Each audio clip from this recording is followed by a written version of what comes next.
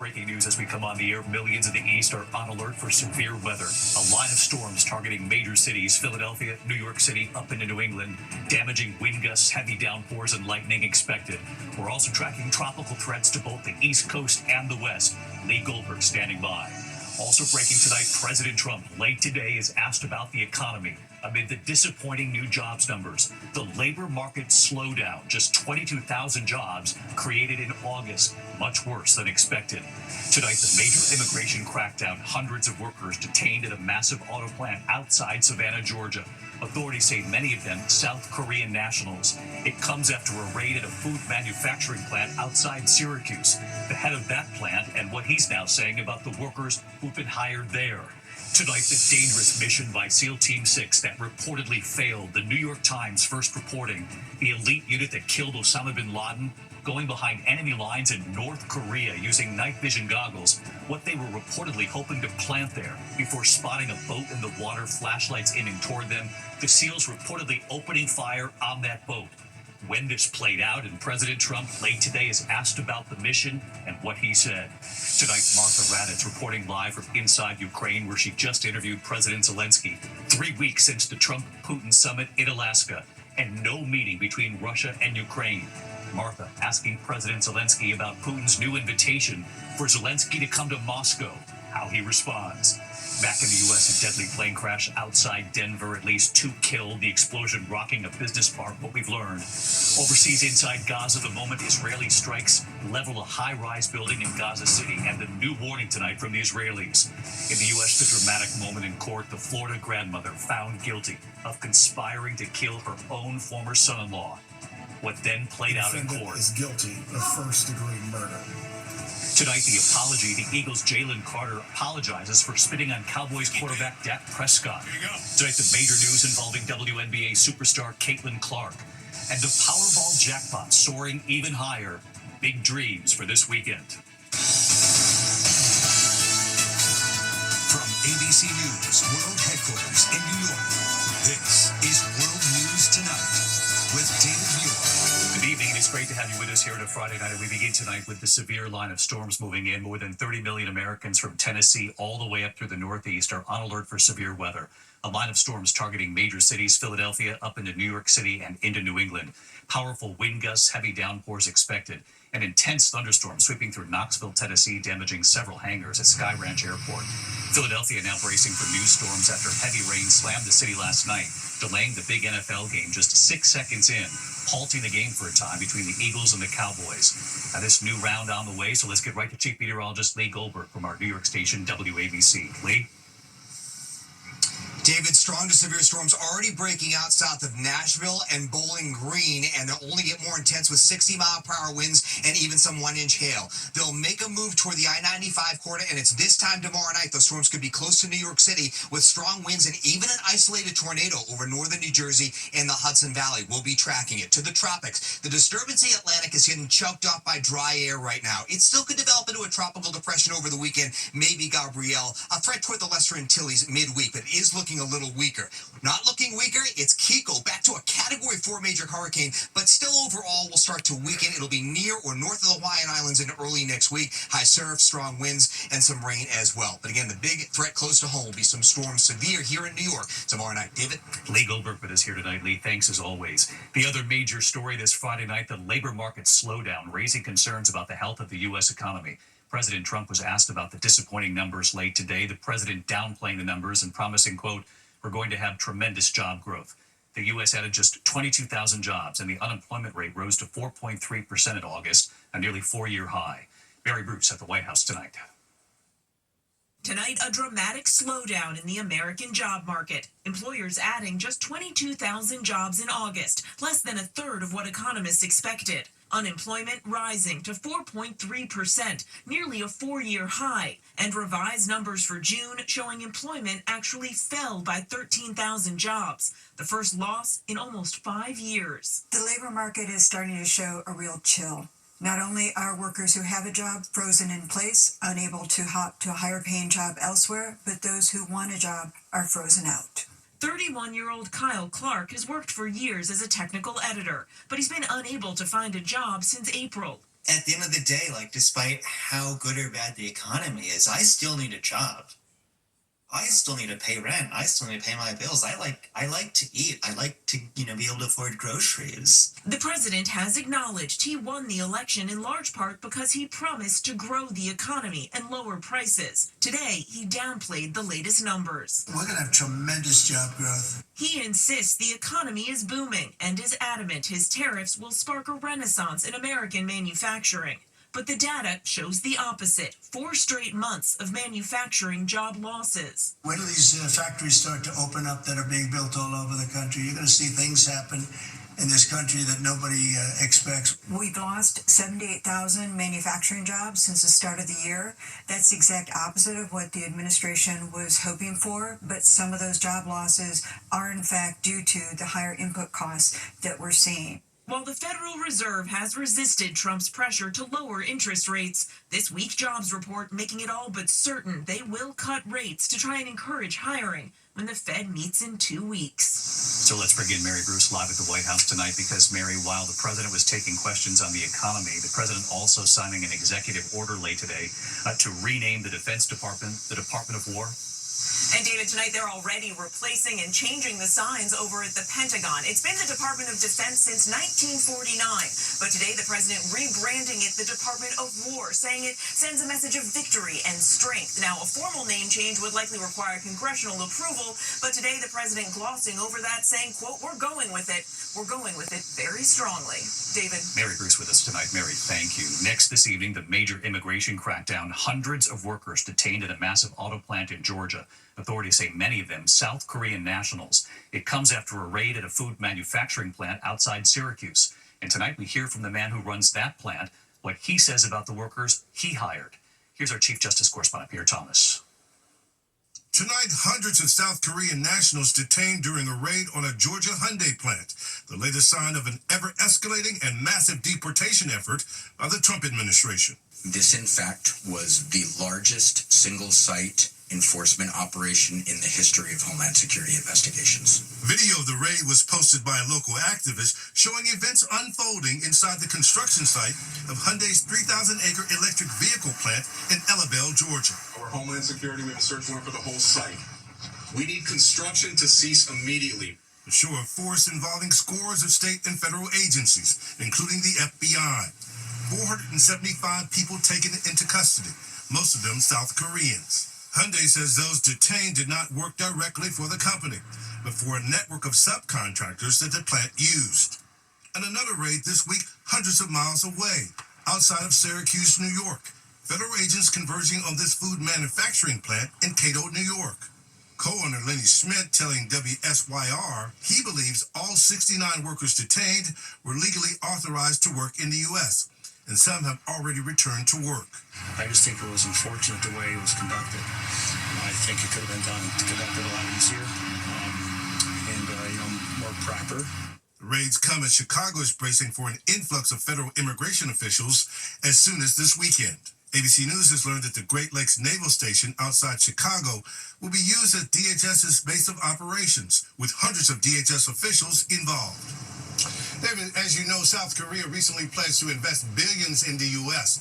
President Trump was just asked in the Oval Office whether the Georgia raid could signal a clash between his immigration agenda and his economic goals. He said if those workers were here illegally, they need to be removed. David? Pierre Thomas live in Washington. Pierre, thank you. We turn now to the dangerous mission by SEAL Team 6 that reportedly failed. The New York Times reporting the elite unit that killed Osama bin Laden went behind enemy lines in North Korea using night vision goggles and what they were reportedly hoping to plant there before spotting a boat in the water. Flashlights aiming toward U.S. submarines, the SEALs reportedly opening fire on that boat. So when all of this played out and President Trump was asked late today about the mission, and here's Martha Raddatz. Tonight, the extraordinarily dangerous, top-secret Navy SEAL mission inside North Korea. The New York Times reporting SEAL Team 6, the same elite unit that killed Osama bin Laden, sneaked onto the shores of North Korea from a U.S. nuclear-armed submarine back in 2019, right in the middle of high-stakes nuclear negotiations between President Trump and North Korean leader Kim Jong-un.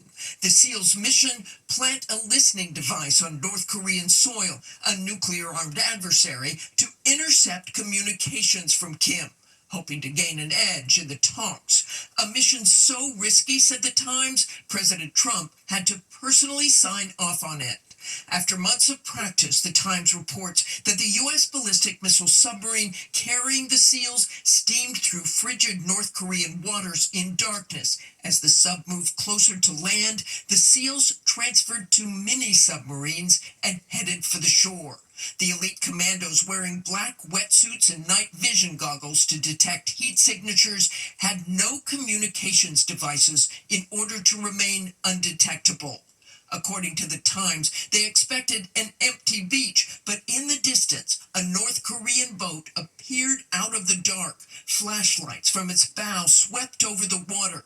Fearing that they had been spotted, the SEALs opened fire.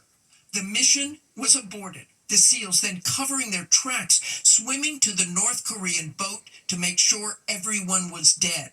And according to the Times, the SEALs then punctured the boat crew's lungs with knives to make sure their bodies would sink.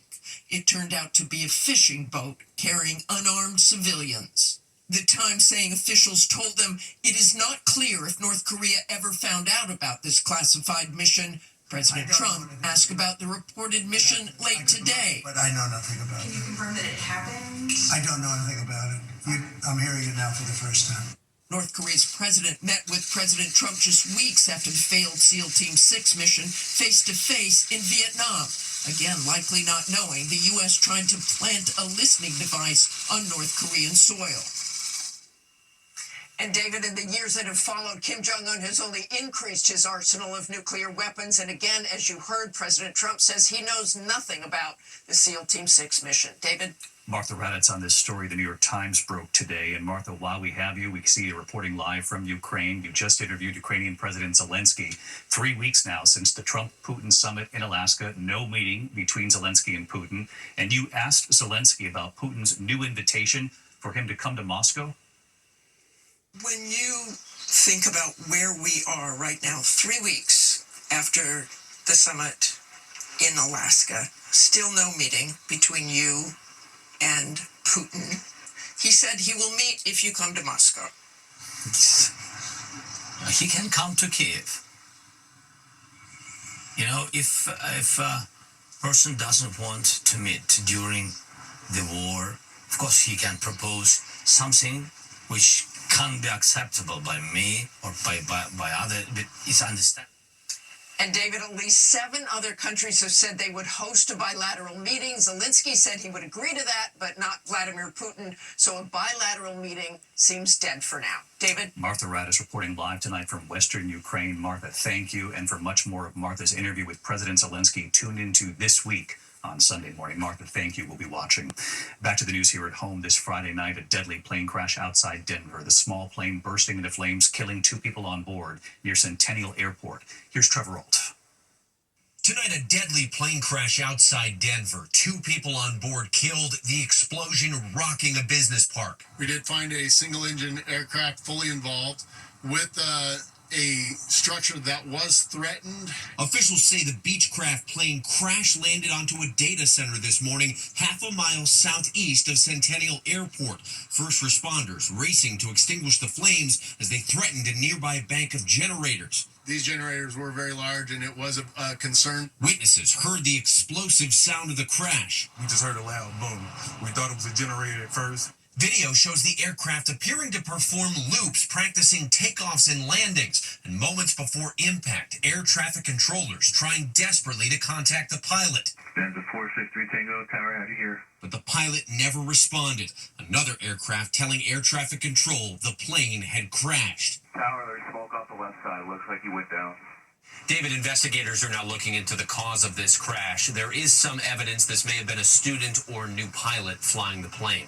David, Trevor Ault with us. Trevor, thank you. Overseas tonight now to Israeli forces striking a high-rise building in Gaza City. Dramatic images of children running for safety as plumes of smoke fill the air and the building collapsing. The IDF says the high-rise was used by Hamas for surveillance and planned ambushes. It's not immediately clear tonight if anyone was wounded or killed in the strike.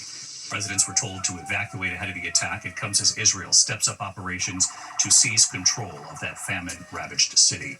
Back here in the U.S. tonight, the dramatic moment. A Florida grandmother is convicted in a murder for hire plot. The indictment, first-degree murder. The defendant is guilty. Adelson, when jurors returned guilty verdicts in a Tallahassee courtroom, Adelson stood accused of orchestrating a plan to kill her former son-in-law, Dan Markell, in 2014. Adelson is the fifth person convicted in Markell's murder. When we come back here tonight, an NFL player showing remorse tonight, what he's now saying about the spitting incident during the big game last night on the field, and the Powerball jackpot soaring even higher tonight. Many of you probably had big dreams this weekend. We're back in a moment. I hear remorse from Eagles defensive tackle Jalen Carter. Refs ejected Carter from last night's game after he was seen spitting on Cowboys quarterback Dak Prescott. A flag thrown on the field just 6 seconds into the season opener. Carter apologizing after the game.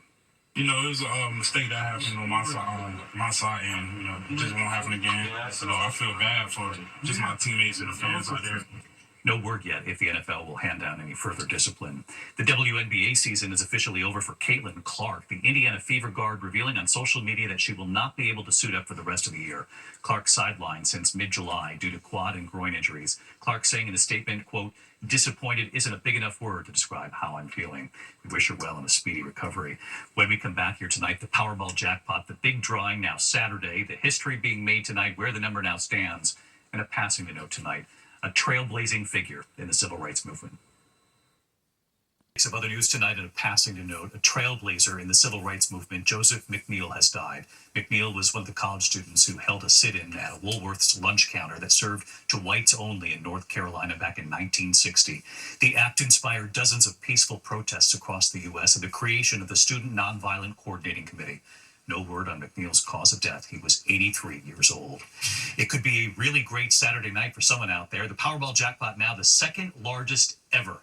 The prize jumped to $1.8 billion now. No winners yet. The winner who matches all 6 numbers would take home a lump sum of a mere $826 million. Not bad. Someone's not going to show up to work on Monday. When we come back tonight, our person of the week, the power of music, a husband and what he did every year for his wife on their anniversary, and how he pulled it off this year. Finally tonight here, the husband determined to get his voice back for his wife, our person of the week. Tonight in Houston, Texas, Jerome and Agnes Bourgeois married 66 years. They met through music at a college production of Oklahoma. 2 children, 2 grandchildren, 4 great-grandchildren. Jerome served in the Army and would go on to work as a school superintendent for decades. But singing was always his true passion. And of course, always singing to his wife, Agnes. Why, it's almost like being Now in their 90s, music keeping them connected as Agnes battles dementia, struggling with memory. So when Jerome was diagnosed with vocal cord atrophy and feared losing his voice, he was determined to restore it so he could sing to Agnes. Going to therapy at Tear Memorial Hermann for months. And this was the moment. It must have been cold there in my shadow. Jerome singing to Agnes again, "The Wind Beneath My Wings," on their 66th anniversary. The same song he has sung to her for years. Did you ever know that you're my hero? Jerome holding back tears to overcome, to continue. I can't. And right here tonight, Hi, David. I'm Jerome, and this is my wife, Agnes. Hi. Jerome and Agnes. I couldn't get through it emotionally because she has been the wind beneath my wings all my life. And tonight, the couple. I'll be loving you always. Singing right here, too. Not for just an hour, not for just a day, not for just a year, but always. And so we choose Jerome and Agnes and their music. Good night.